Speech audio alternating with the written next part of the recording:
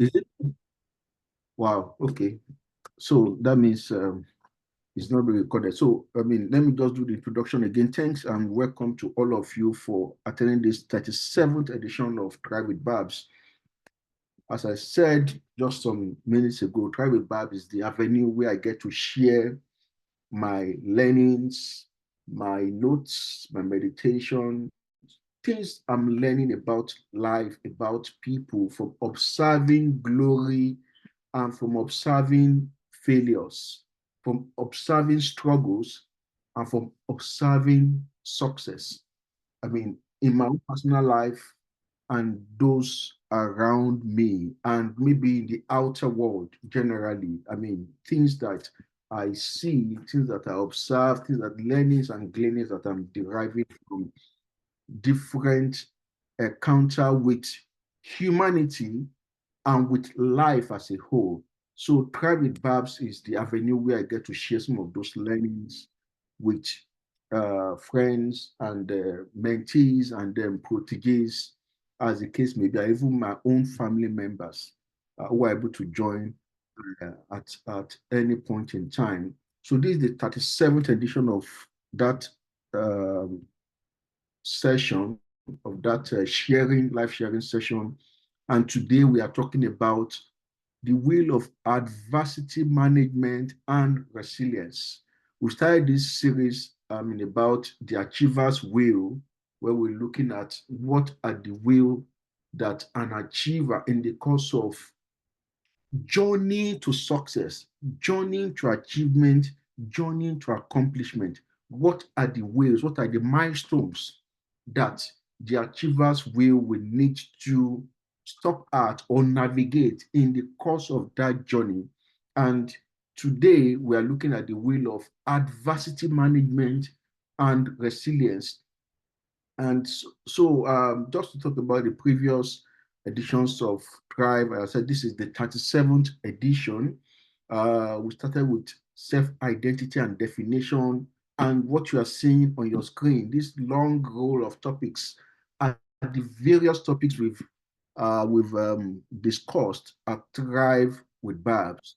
It's been quite a journey. Started, I think, maybe the 2015 or 2016, and we've been going on and then continue with it. And today we are looking at the part 5 of the Achiever's Wheel, the story of an achiever. And in terms of for the most of the topics we see in Private Babs, or some of the content of the topics are derived, as I said, from my own personal learnings or gleaning. I am a student of the Bible. I try to read the Bible every day to the best of my ability. It's not as if maybe I keep it up 100%. Maybe I miss some, but I try to read it at least every day. So what I'm learning from there, I also try to share some of them in private babs, share some of them with during maybe family devotion with my own family members, and some of them also in my interaction with people generally. So the Bible has always been a reference literature we use at private babs. And I always say that it's not treated as a religious piece, but more or less as a literature reference, a literature that we use to. I mean, we're talking in terms of literature now because Bible is actually a literature. It's a religious literature, so we look at it from a literature perspective. Not okay. The book that is saying thou must not, thou shalt not. No, we just look at okay, what are the lessons we can learn from these people in the Bible, and I mean, what can we adapt and adopt from there to our own lives. And why we also use it because of its enduring nature is a book that has been with us for several thousands of years. Several thousands of years. People have, right from BC, that's the period known as before Christ era. Those books in the Bible have been documented, they've been written, talking about people's lives, their failures, their failings, their success, their glory. So those were things that we see there and we can learn a lot from those principles. And then, it also has this universal applicability. Most of us can relate with what has happened in the Bible, and what is, to what is happening in our own present situation, in our country, in our economy, in our politics. And so it's good that they can also relate with some of the scenarios, the struggles of the individuals there, their strengths, their failings, bad company, bad advice, good company, good advice. You can relate those to our own personal and individual scenarios. And that also makes it a very good reference material for us. So to recap the last session, where we looked at the wheel of resource management, we talked about tangible resources and intangible resources. And what we meant when we're talking about that is that, see, as an achiever, as somebody who's on the path to success, as somebody who is going to happen, who is going to make something of life, you have to deal with resources. You have to deal with resources. You have to manage resources, human resources, material resources, resources in different. So resources is one of the things that an achiever will need to manage. And at that session, we discussed tangible resources, which comprise people, stuff, machines. Those are tangible. You can see me. I don't know, for those of you who can see me on your screen, I can see you. Even if you are not looking at me, you have relatives, you have people. You can see people. People are not some esoteric concept that anybody is telling us about. We can see people. Some of us we've met before, some of us we've known each other before. So you can feel they are tangible. And then you can machines, things. Most of the things we talk about, we can feel them. I'm using a table now. I'm using a system. I can feel them. I can touch them. And then we're also talking about what's it called? Intangible resources. What are those? Those are things that we cannot see, we cannot touch, we cannot feel, but they are there all the same. And when we're talking about intangible, we mentioned money. That money is an intangible resource. And we say, why is money? I can touch money now. You can only touch the representation, or is an emblem of money, not money itself. Because that money you are looking at, that you are carrying, only represents a value. It's not the actual value. The actual value of that money is what it can get you. So money is an intangible resource to a large extent. Time, none of us can hold time, can catch time, can punch time. Is there, but it's part of our lives. Our relationships, we can only exemplify them in people. In people, not that you are saying this is relationship to me. You can't say this is relationship. Is an intangible resource. So how do you manage this? When managing tangible resources, we said that you must be very careful to have care. You must be sensitive. You must also be courageous. Not that because you are being caring or sensitive, then you should be timid. You must be courageous. When people need firmness, be firm. When people need a rebuker, rebuke. When people need ear. When people need attention, give attention. Then you must be able to challenge people, be able to stretch them. That is how you can manage people as an achiever. You can't say because I want to be liked, then when I need to tell the truth, I won't say it. You are not managing the relationship well, or people well that way. So you've got to demonstrate care, sensitivity, courage, and challenge in managing people. And when it comes to managing resources, we said that there be intangible resources. We said that you need to have insights. You need to have insights from your previous encounter with managing those resources. What are the things, what are the insights you're able to gain?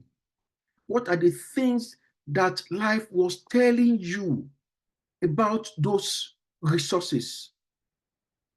Then you also need to manage leadership. You need to be disciplined. You know, all of us, we know that time is money, time is precious. But how do you manage time if you are not disciplined? You cannot manage time if you are not disciplined. I must do this thing at 5 a.m. every single day, and I like to wake up at 8 a.m. every single day. How do I get it done? That means I need to discipline my body to be waking up at 5 a.m. every day. That takes discipline. You also need to be sensitive in managing time, in managing relationship. You can't just, okay, say it's my way or no way. No, it doesn't work that way. In terms of money, in terms of relationship, in terms of time, you must be sensitive. What is even your body saying about the way you work? Does your body usually respond to work early in the morning, late at night, or in the afternoon? You need to know. And when you know this, then you know how to pattern your best work or your most difficult work at the time that you are most productive or your body is most productive. And then you must be audacious, must have audacity in managing intangible resources. So those are the things we discussed at the last session. I hope some of us still remember them. Eventually, we'll be putting all these drive sessions on YouTube so that those that need to recap can always just go there to go and recap. So today we are looking at resource of, the wheel of um, adversity management and resilience. And I always use this quote. Pause and ponder, and the what we are pausing and pondering about, and for today's drive is a passage in the book of Job in the Bible, and it says, "For affliction does not come from the dust, nor does trouble spring from the ground. Yet man," and by saying man is referring to woman and man, that is humanity or humankind, is born to trouble as the sparks fly upward. Affliction does not come from the dust. Dust does not generate affliction. Trouble does not spring from the ground. The ground is not the one that breed trouble. You see, yet, certainly, human beings, we are born to trouble as surely that as certainly as sparks fly upwards. When you lit fire, the sparks that come from that fire, they don't go anywhere, they go up. So what is saying that is as certain that human beings are born to a life of trouble. And this is Job. And if anybody knows what trouble or adversity means, then it's Job. It's this man, Job, that was talking. He understood what adversity, what affliction meant, because he lived through them all. And I'm also glad that talking to us today, he actually lived through adversity and he emerged stronger and even richer at the end of the day. So that means he's a good authority to talk about adversity to us.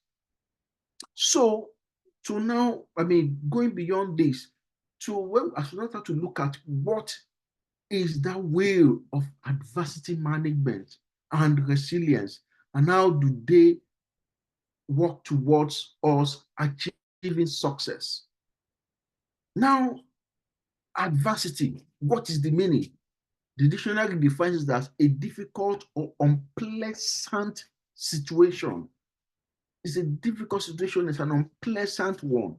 And then we also have synonyms for it. And all of us know what synonyms means. And there are so many. And when I was looking at this, I was just laughing.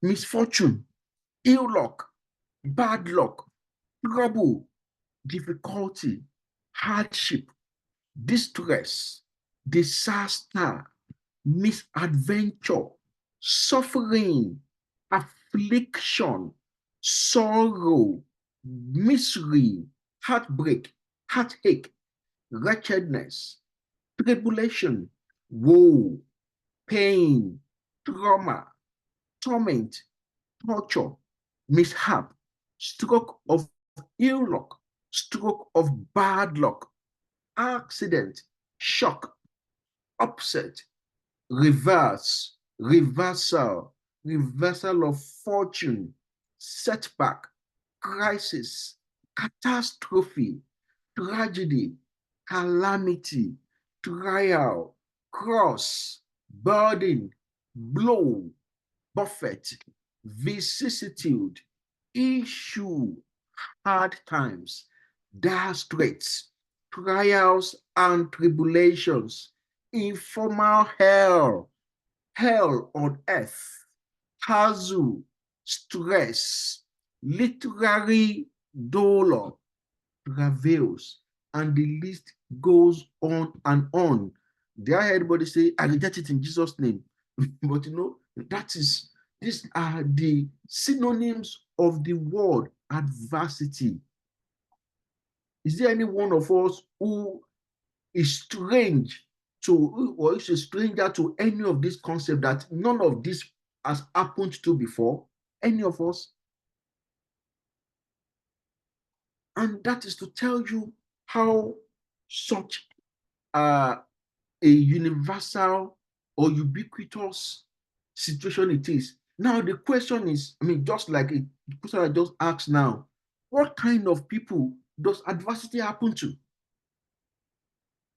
Is it, who are those that, okay, this, from all we've just finished reading, who are the people that by race or by skin color, ethnicity, gender, family background, education, economic status, or religion, who are those that adversity do not happen to, that they don't experience adversity? They don't experience trouble.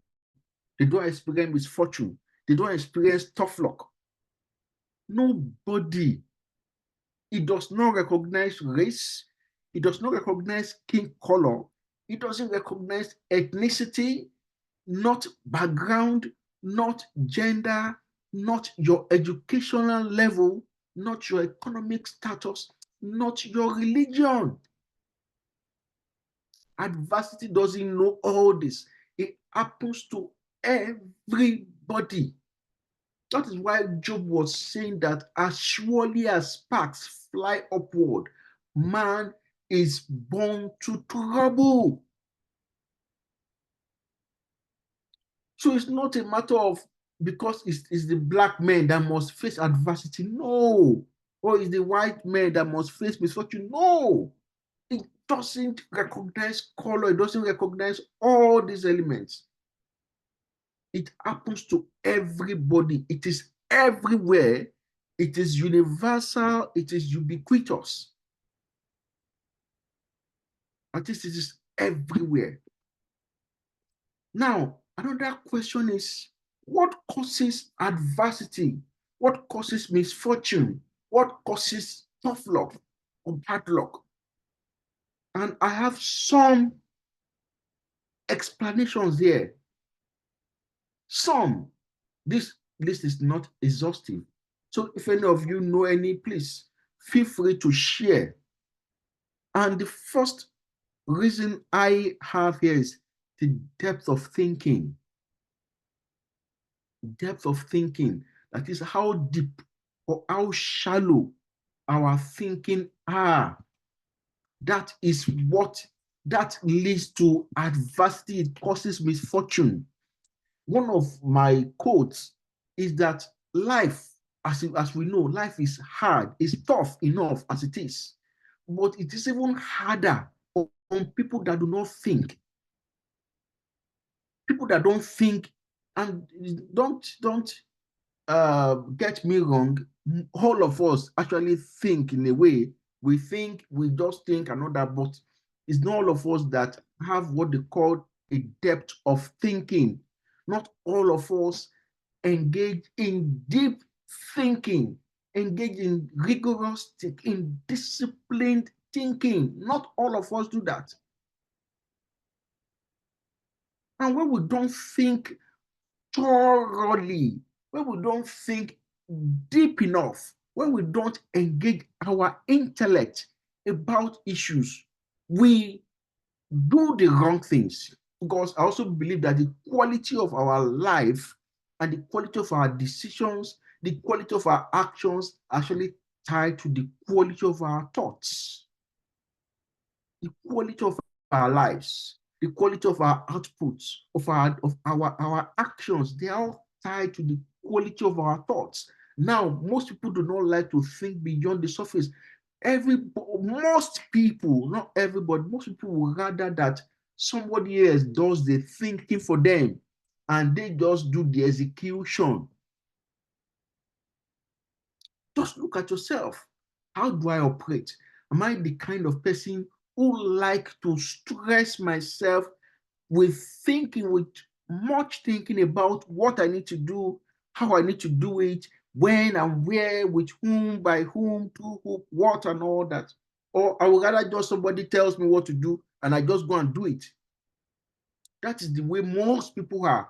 In fact, there's a concept for it. It's called, that's in professional circle now, people that actually are prone to just tell me what to do and I'll go and do it. They are called red workers. Red as in color red. All they just know is do, act, work. They don't bother to think about what they are doing. Meanwhile, those that are actually thinkers and they think, they are called blue workers. So there's blue work, there's red work. And in as much as it's good to have these two types of work profile, it's not good when you are too tilted to either one. If you are a blue worker, you are a preponderantly blue workers, you are bound to procrastinate because blue workers will think all through thinking and they won't get to act. And that on its own is bad enough. And the red work will just continue to work, and will not pause to think and appraise, what am I doing? Am I even doing it right? Should I have done it better and all that? That is also not good. So it's advisable that you have a good balance of both red work, blue work, or blue work, red work, and you are working and you are interpassing between the two. So depth of thinking can lead to crisis, personal crisis, when the thought is not deep enough, when we don't take time to think about what we need to do, about the whole process, about the implications of what we are doing to other people or to ourselves, to our future, to our now. It can lead to adversity. It can lead to misfortune. And then another thing is the thought pattern. What are the things you even think about? What do I think about? What do you think about? Are my thoughts filled with negativity? Always wrong, bad, negative.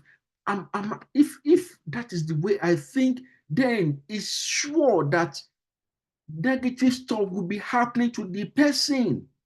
Because we also know that there's a verse that says that as a man thinks, so is he. The thought is actually a representation of the human being, of the person.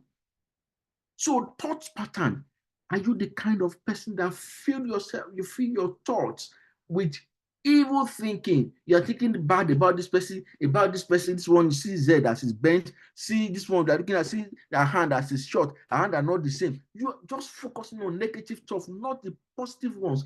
That kind of person will definitely be having adversity as regular visitors. So we've got to know the kind of thought pattern that we have, that we entertain as an individual. Thought pattern, very important. It can cause adversity, but if the person is filled with bright and positive thoughts, then you are sure that that person will always bask in joy. It's not as if that the negative thoughts will say, okay, that the person will not even have some positive experiences in life. No, they will still have, but the person it will be more of negatives than positives. And the person that fill their hearts with positive stuff, we also have, yes, we also have their own fair share of negative occurrences, but it will be more of positives. And then what also causes adversity? Poor choices, when we make poor choices. And that is also tied to thinking. If you think well enough and you take time to analyze your options, you always have a good choice. You always make good choices in life. Now, I'm not sure there's any of us here who can say that they've not made wrong choices at some point in time. And with wrong choice, adversity is always tagging along, because there must be a retribution for every wrongdoing, just as there must be a reward for every right doing. That is the way life is. God doesn't mess with that. He doesn't mess with those principles. He doesn't mess with those principles. He just allowed the principle to run itself and to organize us, so that we can know how to apply our heart to wisdom, just like the Bible says. And then poor choices will lead to bad decisions. Bad decisions. With bad decisions come adversity. When somebody makes bad decisions, the person is inviting adversity. It's sure to come. So we should, oh, sorry. So we should be conscious of our thinking, of our thoughts, our decisions, our thought pattern. How are they affecting us? Those are the pullers of adversity. They're also the pullers of favor, positive things, positive development in our lives.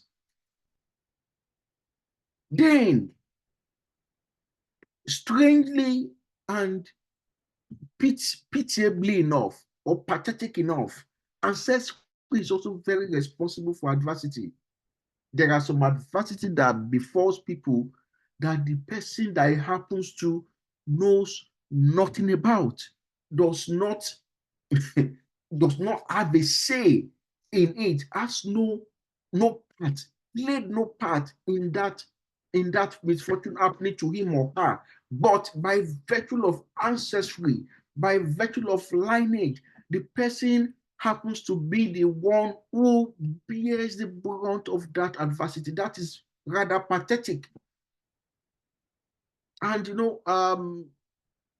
I want to cite an example in the Bible, because I don't know, I can't be saying this way of this person and all that, because just like I said, that's one of the reasons why we also use the Bible, because you can't be using at somebody's life and say, oh, this person, see this person, they can sue me, because it's not my business to be talking about somebody's life. If you remember when the Israelites went to Jericho, and they conquered Jericho and they demolished the walls of Jericho. Joshua, who was the spiritual head and the political head, placed a curse on that wall, that whoever attempts to build this wall again would lay the foundation on the firstborn and will conclude the work on the lastborn. He placed that course and they moved on. They went to where they were going. Several years later, hundreds of years later, hundreds of years after that decree has been made, some guy decided to rebuild the wall of Jericho. He probably didn't know anything about the course that was placed on it, or maybe he knew. And the Bible says that when they were starting that work, the foundation was laid with its first because the firstborn died. And when they finished the work, the lastborn died. Now, that firstborn, that lastborn, what was the offense in Jericho? What did they do wrong? Nothing. Maybe they had their own issues and all that. But the fact is that somebody had made a decree just by being in the line that now carried out that very unfavorable assignment that a prophecy or a curse was on. Those guys were the unfortunate bearers of that prophecy. The firstborn of Hiel, that's the name of the guy that attempted to rebuild the wall of Jericho. He started it on the first, with the firstborn dying, and when they completed it, the lastborn died. Imagine somebody losing 2 children because of one project. Ancestry.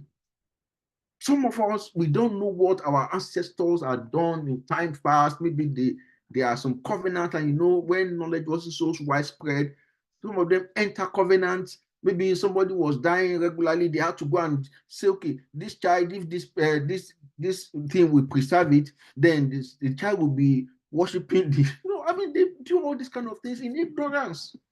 And they make some binding covenants that are binding on their children and their lineage. Another very negative one that I can easily just remember now in the Bible, and I was even thinking about this before. When there was a time Saul, there was also, I think it has to do with another cause or so. God has said that some people should not be killed. I think the Gibeonites, and Saul the king, the first king of England, Israel, actually killed some of these guys. He killed some of these Gibeonites because Israelites had entered the covenant with the Gibeonites that they cannot kill them, they must preserve their lives. And Saul the king killed some of them. And when some years later, when David became king and something was happening, say what happened? Say we have broken a covenant. So what do we need to do? He had to, because bad things were happening, and such people were dying that shouldn't die and all that. What was the cause? Because we've broken this covenant, and we need to repatriate. David had to call those guys. What should we do to atone for this offense that we've caused you guys? And they said they needed all the sons of the person that killed their own fathers. And David had no choice but to gather all the sons of all the descendants of Saul, and then they hung them. What did those guys do? Nothing. What was their father? Parentage. Because now I'm talking about parentage. It can also be what parents have done. That's why we have to be careful as we become more and more conscious about life, as we become more and more enlightened spiritually, mentally, physically. There are certain prayers we need to pray, and doesn't matter what religion you subscribe to. I am Christian, so I talk from Christian perspective most of the time. You need to pray about some of those things. What your ancestors have done that you don't know anything about, that may be affecting you, you've got to sever yourself from them. And what your parents might have done that you don't know anything about, you need to sever yourself from them. It can't be terminated. I also pray, and my children hear me praying. I say, well, some of my own mistakes, they won't translate to you guys, because all of us make mistakes. There's nobody that is a saint. But for every wrongdoing, there's a repercussion. That's the way life is structured. God doesn't meddle with it, except when he needs to invoke mercy. So we need to know some of those things. Misfortune adversity, this is happening, it's been happening in our lineage. Some is that they don't even live up to 40 years. That's a misfortune. That can people not be able to live up to 40 years because maybe some people have made some covenant to just, I mean, so you've got to trace all those and say, okay, enough. This thing must stop at my time. It can continue maybe after me, but at least my time and my lineage it ends here. So those are the things, those are part of the causes of adversity and misfortune in life. Ancestry, parentage. What have your parents done that you don't even know anything about? So as you become enlightened spiritually, as you become enlightened mentally, and that's why we need to have depth of thinking. If you think long enough, you see that there's a pattern. There's always a pattern. You see the pattern. It will be obvious. But most of us don't bother to think. We just glide through life. We just do roller coaster through life, and then we don't see some of these things. And hey, it happens, and then we'll be feeling, what did I do? What is my offense? This shouldn't happen to me. Life doesn't know those ones. What is this of shouldn't happen to me? So should it happen to? So please, I know this, as I said, is a life sharing sessions. There are some things, it may even be, it may even be, in Africa, particularly in the southwest part of Nigeria, there's something they call Oriki, panegyrics. Every family has it. You have to trace those Oriki. What are they saying to you? Because they actually decree to your destiny. What are they saying to your destiny? What are they saying to you as a person? Does it speak to what you see yourself to be? If not, you need to dissociate yourself from it. No, this is not me. I reject it. It's not for me.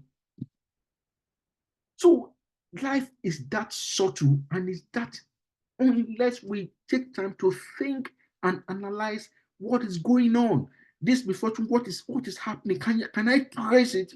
Can I say, okay, this is why this is happening to me, or this is why this thing is, or this good, whatever is good, but we are talking about adversity. How do we manage it? And then external afflictions. They are just some people, they are just evil. They just they don't want others to be happy, and then they afflict. So that can also be a cause of affliction. And what do we do with it? We've got to know, when we're able to trace it, we've got to sever ourselves or deliver ourselves from them. And then there are unknown forces there, because life is full of mysteries. You and I don't know. I don't know half of what I should know about the world and all that, but the little I know, I try to share them. But there are also unknown factors that are causing misfortune, that are causing adversity. What do you do? I know there's something that's, I think that's in Deuteronomy chapter 28, verse 28, or maybe 29, 29. It says that the mysteries or the unknown things, they belong to God alone. They belong to God alone.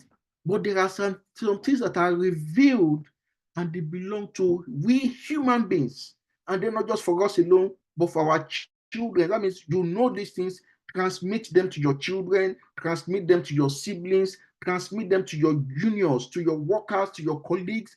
Transmit the knowledge you have. Because once something is revealed to you, it's meant for you to spread it. But the unknown ones, they are just there. Nobody can explain what it is. Those ones belong to God. And adversity can stem from one of those. There are several mysteries in the world. One of the ones that I actually talk to people about, and it still amazes me till today, till tomorrow, because science, they are still trying to explain it. There's a place called the Bermuda Triangle.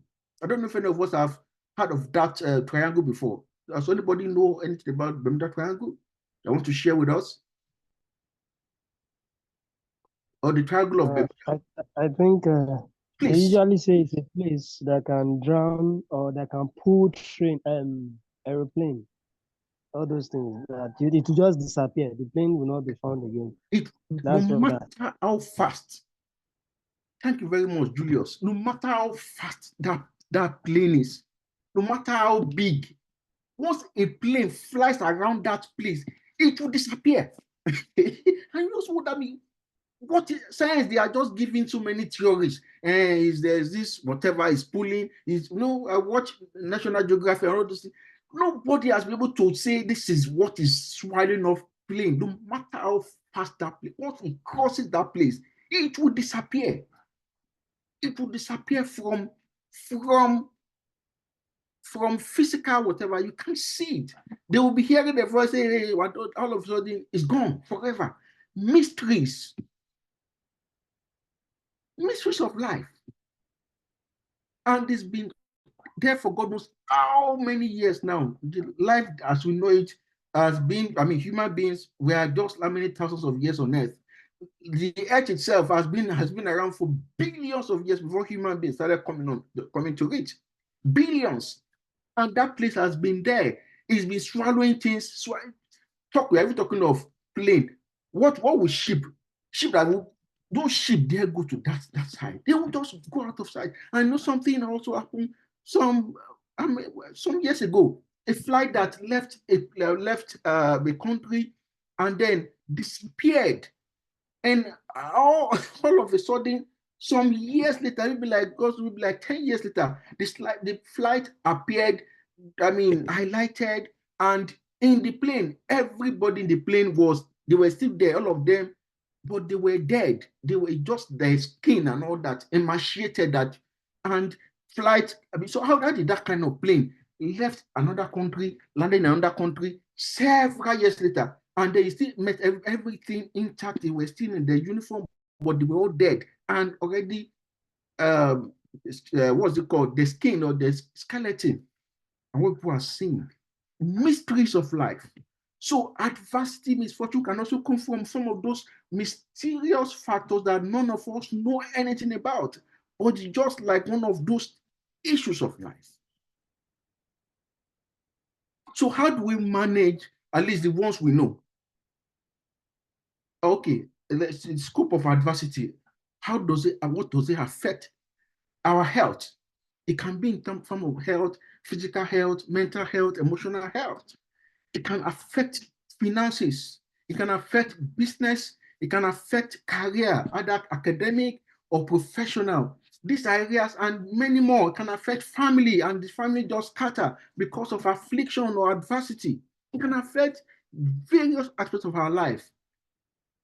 But if we are sensitive enough, we'll be able to trace those ones we can readily trace, we'll be able to trace them and say, okay, this is what could have led to this in the course of trying to solve them. So how do we manage adversity? How do we deal with adversity? As I said, with this one, you need a higher power. You need God. There's no, I don't believe in God. The Bible says, although the Bible will say, but Bible is also a religious book, says there is a fool that will say in his heart that there's no God. We're talking about these mysteries of life now. Just mention Bermuda Triangle. Who can explain Bermuda Triangle? Who is the greatest of the scientists that will explain to us what is going on there, if not God? And he has not revealed what is happening there to anybody. So it still remains a mystery. And there are so many other mysteries of life like that. You see, and we have a number of these in Nigeria, gigantic rocks that are being carried by one small piece of rock that can be maybe at the fingertip. How do you explain that? Or there's this, gosh, I forgot what's called in Colorado Spring. That is, there are so many mysteries that when you drop something there, it has no depth, and then it can appear in another country, another town. And we have something like that in Iseyin too. There are just two types of that spring in the world. One in Colorado, one in Iseyin, Nigeria. Mysteries. And only God can explain those. So how do you manage adversity? How do you deal with adversity? You need God. You need God to be able to manage adversity, to be able to manage misfortune and all these things, because the higher power, when you are aligned to him, you're able to use his own power that is beyond yours to be able to overcome or even manage the situation when it comes. Because all of them, they actually have expiry. They're not supposed to be forever. Then beyond God, and because this is where most of us stop, God did not create dummies. But because we are so religious, particularly in Africa and other third world, that is where we stop.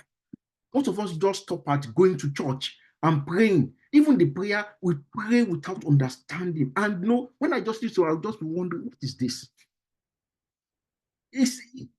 We are too religious, and being religious, we actually even lose sight of God.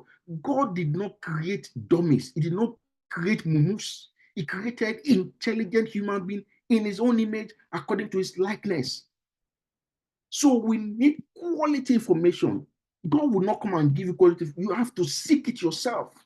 You have to look for quality from. You have to do research. Everybody, most of us can read, can write. You've got to be able to dig for information. What are the kind of, who have this kind of thing happened to before, and what did they do to get out of it? Most of us will just limit our solution to I must pray, I must fast, I must pray fast, and then whatever, and then we don't see result. And what is going on, because we are not doing some of those things. God will not give you the answer when you already have the answer. So you must pray, you must fast, but you must still do the due diligence of fact finding. Fact finding, find the facts, get quality information about what it is that is happening to you and how, because there's nothing that is happening that is new. Everything has happened. I mean, we said thousands of years ago, we've been in existence, human beings. So there are people that these things have happened to. What did they do? What did they get out of it? And somebody will have documented the experience. It just for us to do the fact finding. Then you need the right counsel. Who are you getting counsel for?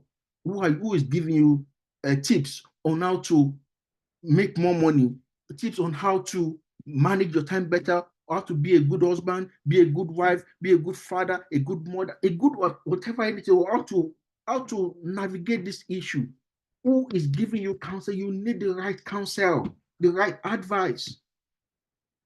Then getting the right counsel would help you to take the right action. That is, if you have the right counsel. I always say it's not some of us believe blindly. Okay, 2 hairs are better than one. Multiple hairs are better. I always believe it's not. The hairs can be 100. If the premise of the deliberation is wrong, they will never come out with the right solution. So it's not the plurality of the head, it's the quality of the thinking, it's the quality of the processes that will give a quality action or solution or whatever. So right counsel, right actions. And then you need resilience. You need resilience to manage adversity. You must be resilient. And how do we develop resilience? Which is the last point we'll be looking at. How do we develop resilience? We need the right input of thoughts, input of information, input of anything you are taking in, even food, even what input of whatever is coming into you. They help you to develop resilience, because you can take things that can actually break your resistance, make you less healthy. So you need the right input of everything, information, thinking, whatever you are imputing, it must be good. Even your association, are you mingling with the right people? Are you mingling with people that are challenging you to be better, or people that are just celebrating your mediocrity? Then you need the right thinking. The thoughts must be right. The thoughts must be spot on. You need the right company as well. Right company, the company that can give you, right information, right resources, the right stuff. Then you need perseverance, which is the father of endurance. Perseverance ensures that you see through to the end, to the very end. Not that you have endured halfway, I can't do it again. You see it through to the end, because every adversity, that's the truth, every misfortune has an expiry. That now it's not everybody that see out the expiry. Some die along the way, some don't survive it. So what is the expiry of this adversity? You have to see it through. And then hope. When you now have optimism about it, yes, even this thing is, bad thing is happening, but I'm hopeful for a good outcome, for a good future, for a good effect at the end of it all. So you need that optimism. You need that hopeful mindset to be able to develop resilience, because everybody will feel discouraged. There's no how, when you are facing adversity, misfortune, ill luck, tough luck, that you'll be upbeat. No, they are bound to discourage you, but you need to remain upbeat. You need to remain optimistic. And the more you do that, the more resilience you develop. And as you develop resilience for one, you're also developing it for higher tasks, higher challenges. And as you become more and more and better. And these are my final thoughts on the topic as we round off the session for today. And I just took some quotes from some individuals. Machona Delewayo says that one who conquers the sea today is ready to conquer the ocean tomorrow. That is, you've got to conquer the sea before even a universe can deem it worthy that you are able to conquer the ocean. And Joseph B. Within says that as with the butterfly, adversity is necessary to build character in people. Adversity always builds character in us. And that's why even the Bible says that there's nothing that will happen to us that is not common to others. And the fact that when we fall into tribulations and trials, you count it all joy, because it's meant to build us. Even the truth is that it's not everybody that end up being built. Some wither and some die along the way. Some falter and then they crash out entirely. But it's meant to build, not to crash. Then Lou Hart says that show me someone who has done something worthwhile, and I will show you someone who has overcome adversity. Show me someone who has done something worthwhile, and I will show you someone who has overcome adversity. That means unless you overcome adversity, forget doing worthwhile. Somebody, I think it's Yoruba that has that proverb that you've not suffered, you say you are wise. Who is your teacher? Who is your teacher? When you say that you are wise and you've not suffered adversity, you've not suffered misfortune, and you say you are wise, who taught you? Then Joshua J. Marine says that challenges are what make life interesting, and overcoming them is what makes life meaningful. That is, when you overcome those challenges, those adversities, those tough times, life become meaningful to you. And mind you, all of us, we face adversity. All of us, we face, every one of us. I have my own share that I'm dealing with, and I will still deal with in future. So it's not as if anybody is excluded. But by through this, I'm also learning, it's coming to me, I can put it in perspective, and I can maybe be a bit more equipped or better equipped to manage it, to confront it, to overcome it. Then Harry Golden says that the only thing that overcomes hard luck is hard work. The only thing that overcomes hard luck is hard work. That means even when you are facing adversity, when you are facing trials, when you are facing tribulations, you've got to put in the work. You can't resign to fate and say, hey, that is my lot. That's what's always happening in our family. No, that's why you need to have intelligence to be able to do it within an ancestral team or a family team. Then what do you need to get out of it? It's never the end of the world. It's never the end of you. You've got to work hard to get out of it, to overcome it, so that you can be an apostle that is sharing others on, that is helping others to also overcome theirs. That's the essence. I think that should be the end of the session for today. If you want to join the Thrivers community, here you can see the link. The short link is https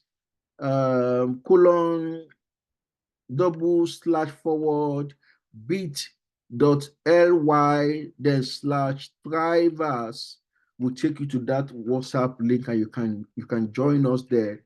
I think Mary has been kind enough to be sharing some of my thoughts, some of my codes, some of my articles there with us every day. So, I mean, you can also still hook up with her. And we're also on Facebook. If you go to facebook.com and you put /Thrive with Babs, that should also take you to the Facebook site, so you can join our community there as well. And also you can join once you go to babatundoladilu.com, you also see what's it called, the newsletter pop-up that, okay, you want to subscribe to more content, and you'll be able to also get some of these posts as they are published. It comes every Tuesday, but the other one also comes in as they are posted, so you get to see them right as they drop.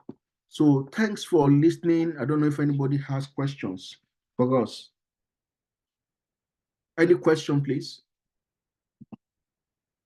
Questions, comments, disagreements, agreement, affirmation, retribution. Anyone, please? Okay, if there's no question, I hope not all of us have switched off and we are watching match. Okay, I want to say thanks. Okay, somebody wants to say something? No, sir. I said we are still here, sir. Okay. I just need to be sure so that I can also switch on and go and watch the match on my own too. If there's no question, thanks for coming again to the session tonight. See you guys next week at the last Sunday of the month in July, where we'll be discussing, when we are done with the wheel of Achievers Wheel. So we'll be looking at something fresh, something still maybe similar for us to be able to become successful, to become all that God has decreed or predestined us to be in life, and so that we can lead a great life. So thanks for joining today. Have a fantastic month of July from my side, over and out. Bye.